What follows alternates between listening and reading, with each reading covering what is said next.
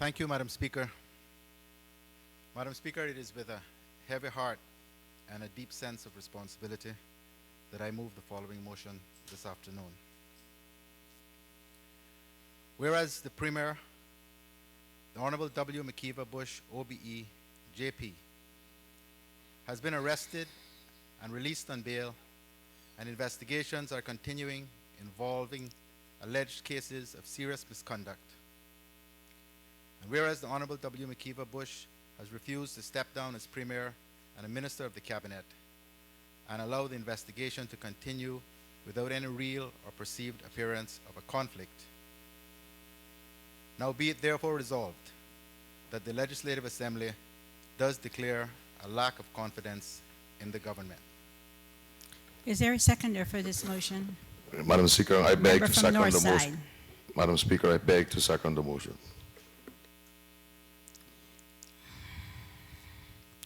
The question is, be it now therefore resolved that the Legislative Assembly does declare a lack of confidence in the government.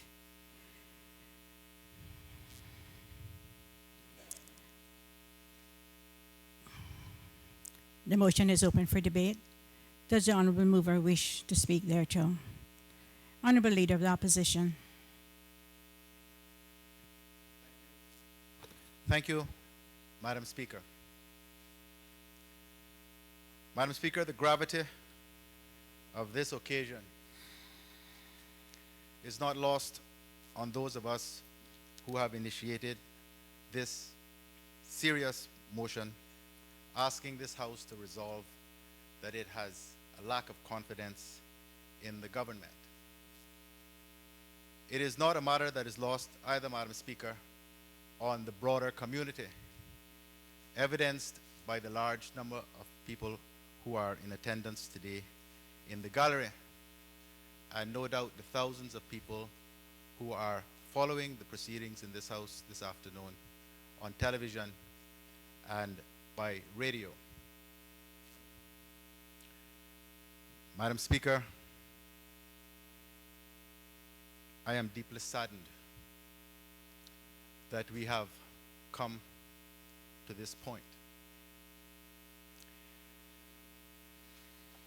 Madam Speaker, as you outlined when you addressed the House and those in the gallery a few moments ago, this is a process which was initiated by me on behalf of members of the opposition on Friday.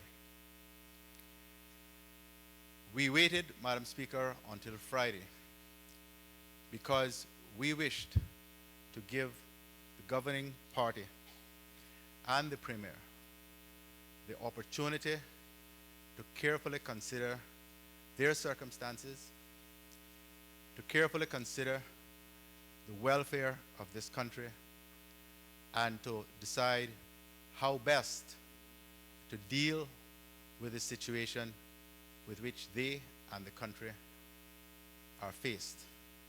That is, of having the sitting Premier of this country being the subject of arrest on allegations of the commission of serious offenses, having been detained over the course of 2 days with a break at night, and having subsequently been released on bail to return to the police station on the 5th of February. Madam Speaker, this is not a court of law. None of us in here are presuming the guilt or otherwise of Mr. Bush, the Premier. That is not our function. That is the function of the court of law. So, Madam Speaker, whether Mr. Bush is guilty of the offenses which are alleged, he's not even been charged yet, is neither here nor there, and ought not really to be the subject of any detailed discussion on the floor of this House for reasons which you have outlined. The issue for this House today and the gravamen of this motion is whether or not it is appropriate for the Premier, the Honorable William McKeever Bush, to continue in office as Premier or a Minister of the Cabinet while he is the subject of those investigations, while he is on bail, while he is faced with the possibility of being charged with grave criminal offenses. That is what this House is here to consider today. Madam Speaker, when the opposition issued our initial statement following Mr. Bush's arrest on Tuesday of last week, we were careful not to call for his resignation. We were careful not to make any assumptions about his guilt or otherwise in connection with this matter. Some have criticized us, and me in particular, for having not been more strident in our approach and not calling immediately for Mr. Bush's resignation. As I outlined just a moment ago, the reason for that, Madam Speaker, is that in this system of government in which we operate, what is generally termed the Westminster style of government, there are conventions, there are protocols that are generally followed which underpin the written constitution which we have. The constitution of these islands is remarkably similar to constitutions of most Commonwealth countries. And that is because they have a common genesis. And they are built on a common premise. There are many procedures, there are many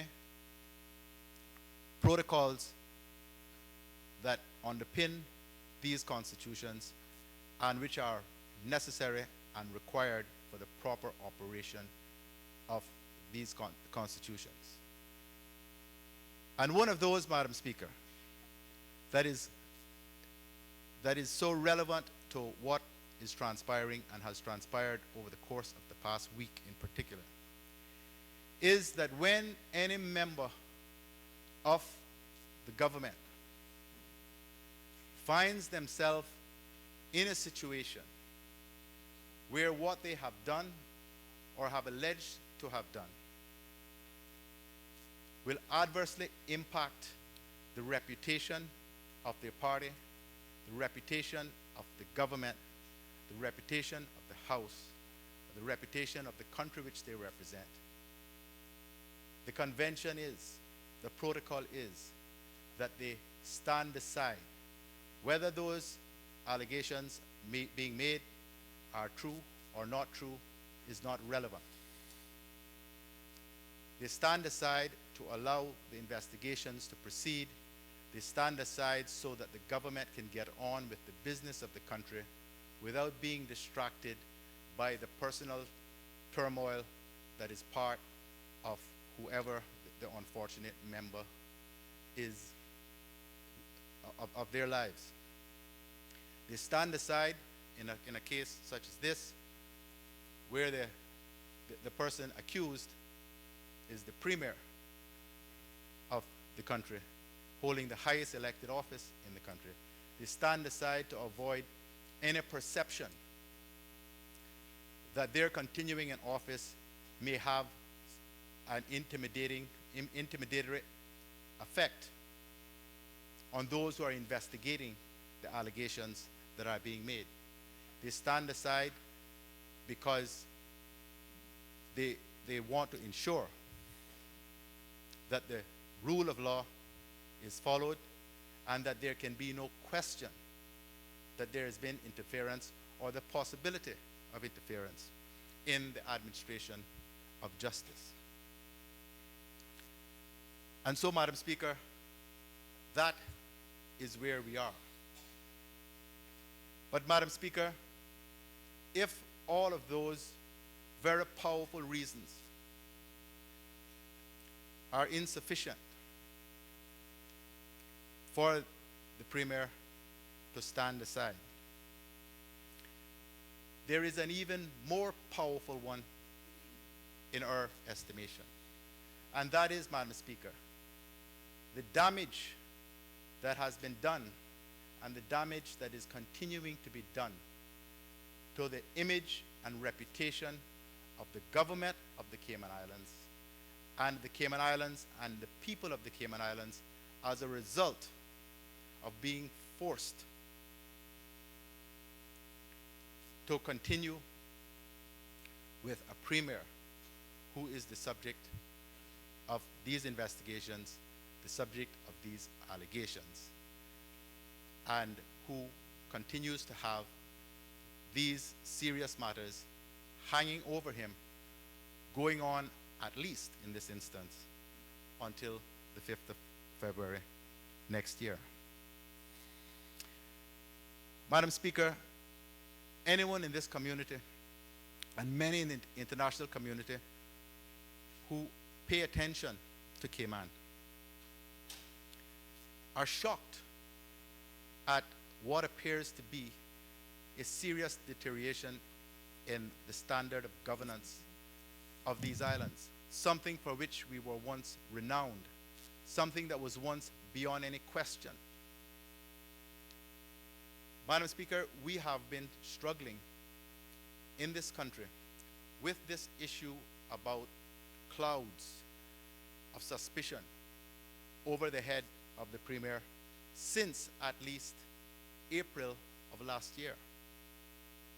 Madam Speaker, do you know what it is like as a Caymanian, as a proud Caymanian, to walk through immigration in Miami, to be asked by the immigration officer dealing with you, what do you do in Cayman? To say I am the leader of the opposition and to have the response, so what's happening with your Premier? I understand he's the subject of criminal investigations. What kind of country is that?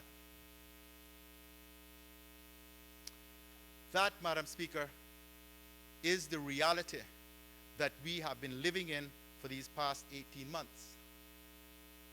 I, Madam Speaker, have brought 2 previous lack of confidence motions to this House with the full knowledge that they would not succeed unless members of the governing party supported, some of them supported those motions.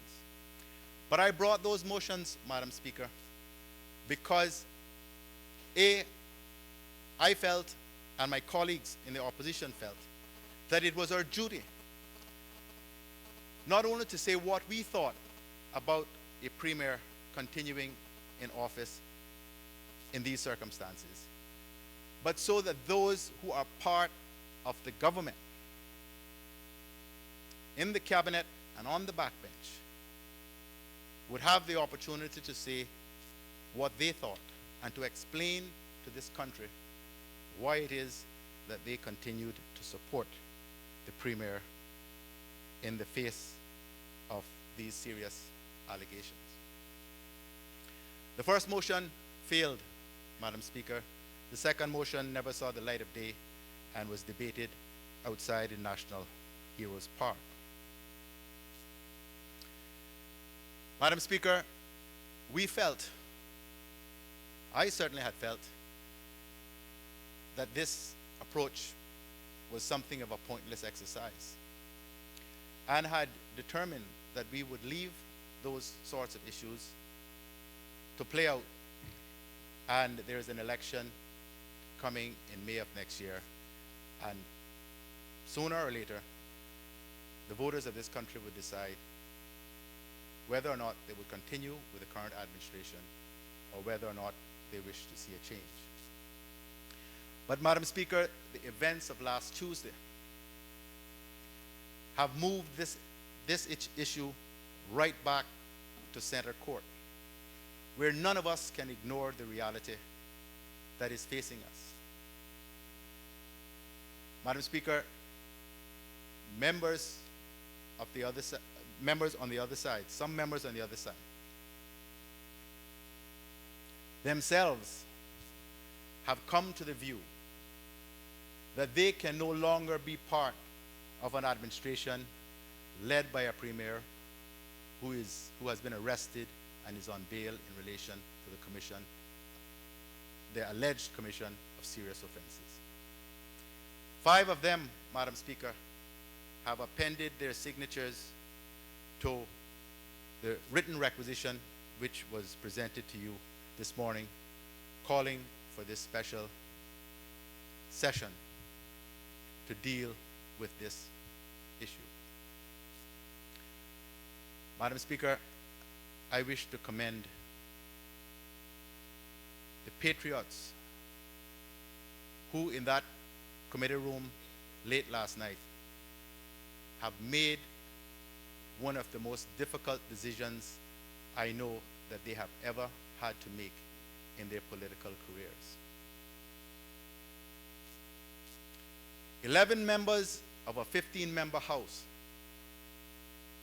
have concluded that they cannot, in good conscience, continue to support a government led by a premier in the circumstances which I have just described.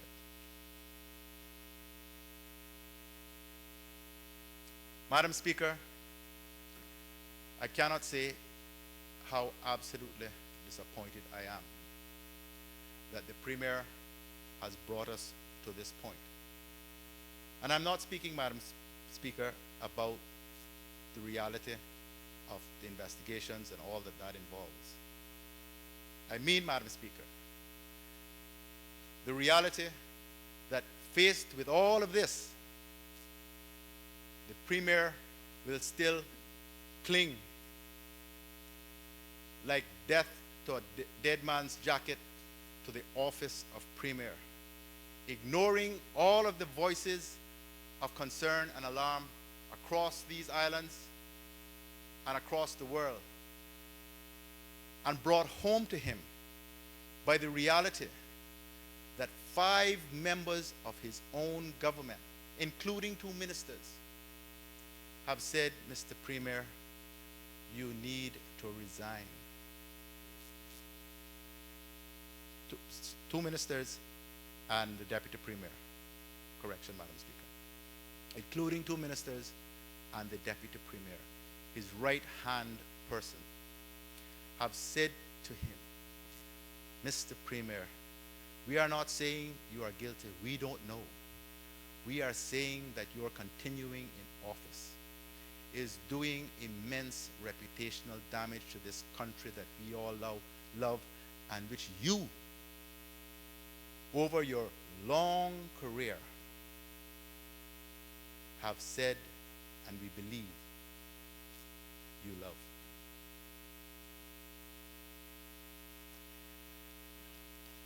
Madam Speaker,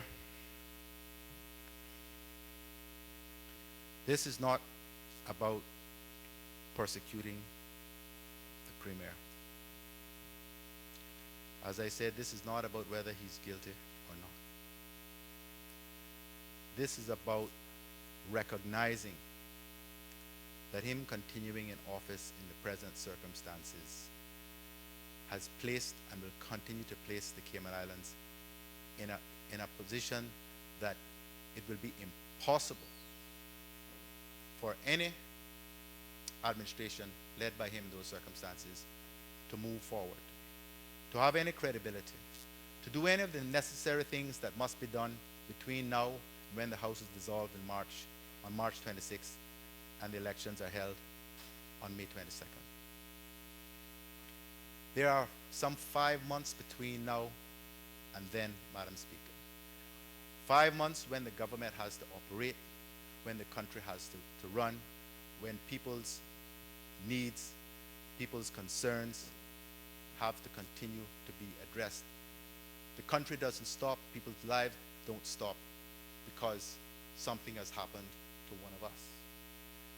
And we have to realize, Madam Speaker, that we are elected as servants, not rulers. None of us are entitled to the offices that we hold. We hold them at the leisure, at the pleasure of those who have elected us on the presumption that we would represent their best interest and the best interest of the country. And when we reach a point, any of us, Madam Speaker, where we believe that our personal survival is more important than that of the party, of that of the government, or of that of the country that we were elected to serve, then, Madam Speaker, there is time for deep soul searching. Madam Speaker, we have to get back to a place where we can again be proud of the Cayman Islands. Proud to say, I'm from Cayman. Whether we were born here, whether we have become Caymanian by virtue of getting Caymanian status, whether we are residents, whether we are people who invest in Cayman. We have to get this country back to that place. In all my years, Madam Speaker, and I'm not just speaking of the years I've been down here, I have never known there to be such a low ebb of confidence, of pride in this beloved place. Madam Speaker, I want this country to be able to go back to the days when I was a youngster, when I was so proud to be Caymanian, so proud to say I was from this place, and would spend endless time talking the ears off of anyone who would listen to me from somewhere else about what a great place I came from. I want my children to be able to say with the same confidence when my son is at university in the UK, listen, I am proud to come from Cayman. That is the greatest place on earth. Madam Speaker, we need to appreciate on this occasion, this solemn occasion, that Cayman is about much more than the natural resources that we have and the wonderful people which are always spoken about. The natural resources have been here since the beginning of time. The beautiful 7 Mile Beach, our lovely waters, all of those things, Madam Speaker, the wonderful weather. But all those things and all our beautiful people do not the country make alone. Cayman was special, and I still believe we can return to those days. Cayman was special, considered by people to be special because of the image we had, the reputation we had for honesty, for integrity, particularly in government, for stability, for good governance, for predictability, where things got done, and year upon year, decade upon decade, those who went before us, who sat in these seats and stood in my place, built upon the foundations that previous generations had started. Where have we gone wrong, Madam Speaker? Particularly over the course of the last 3 years, when almost every month we could rely on there being some major article, some major headline about something disastrous that had happened in Cayman, some issue affecting the governance of this place.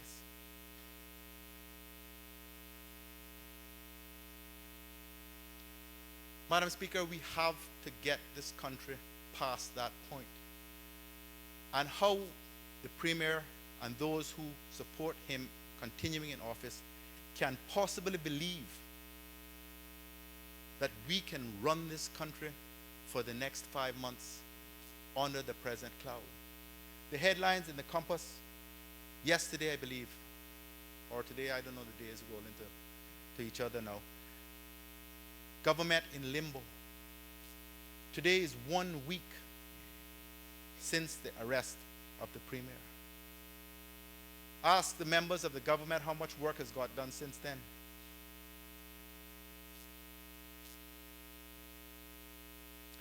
Madam Speaker, we have to get past this point. The Premier ought to have resigned. He will not resign, and therefore, this House today must resolve that there is no confidence in a government continuing to be led by the Premier, the Honorable McKeever Bush.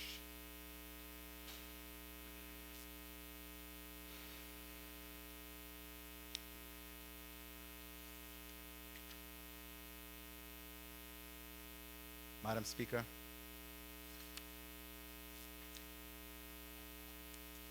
you were presented this morning with a letter signed by myself as the Leader of the Opposition, by Mr. Moses Kokernel, the Deputy Leader of the Opposition, by the Honorable Kirk Tibbetts, by Mr. Anthony Eden, by Mr. Ezra Miller, Mr. Arden McLean, and by the Deputy Premier, the Honorable Juliana O'Connor Connolly, the Honorable Ralston Anglin, Minister of Education, the Honorable Mark Scotland, the Minister for Health, the Deputy Speaker of this House, the Honorable Klein Glidden, and Mr. Dwayne Seymour, MLA.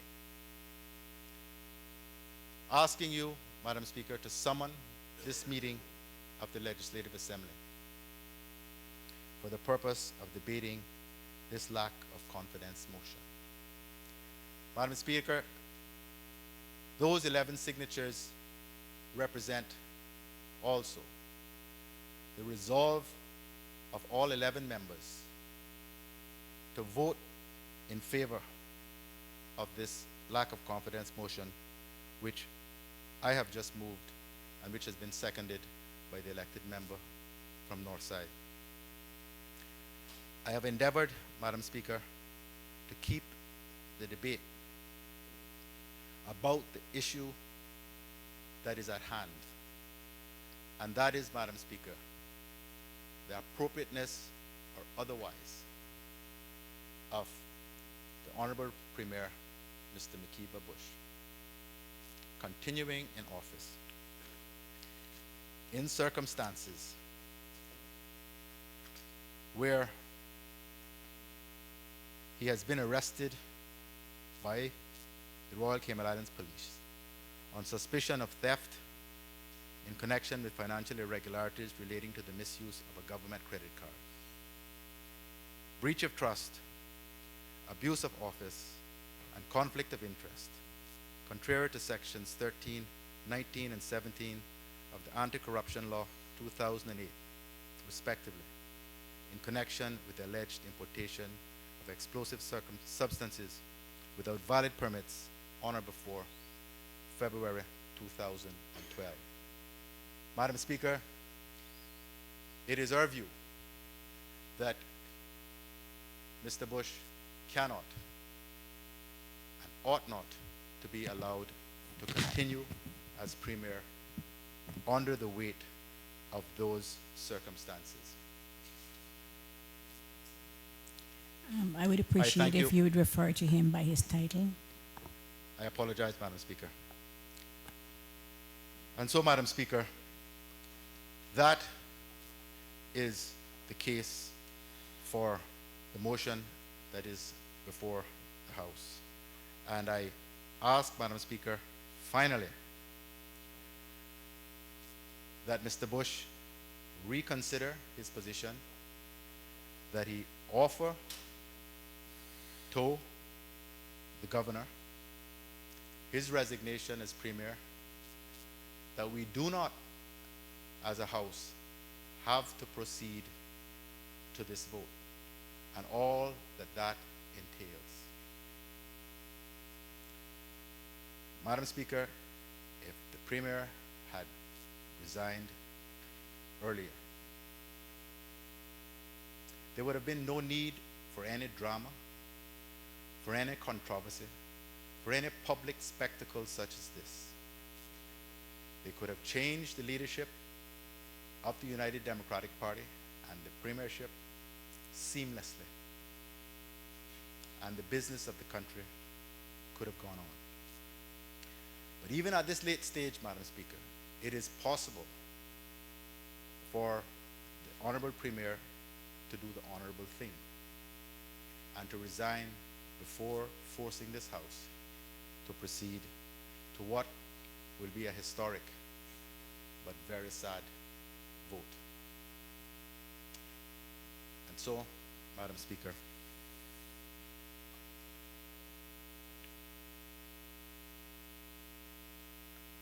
I beg again for those who continue to support the Premier in his office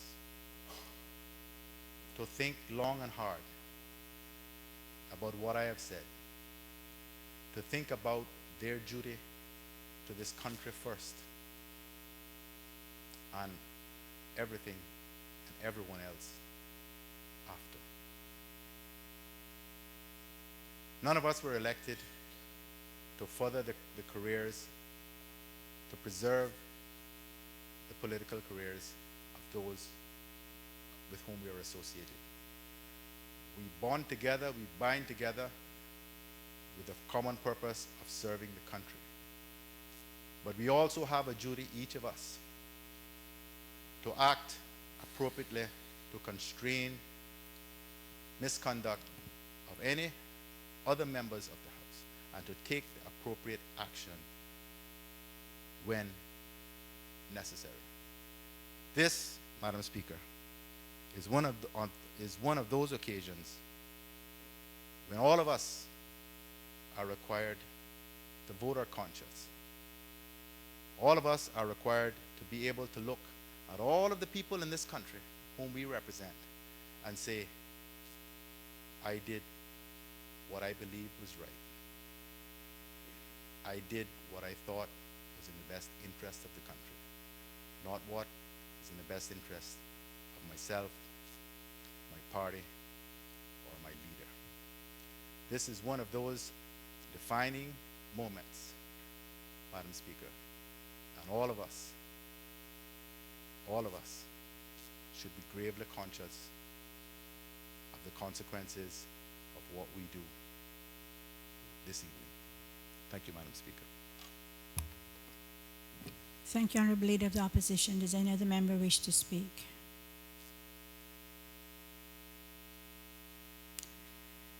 Does any other member wish to speak?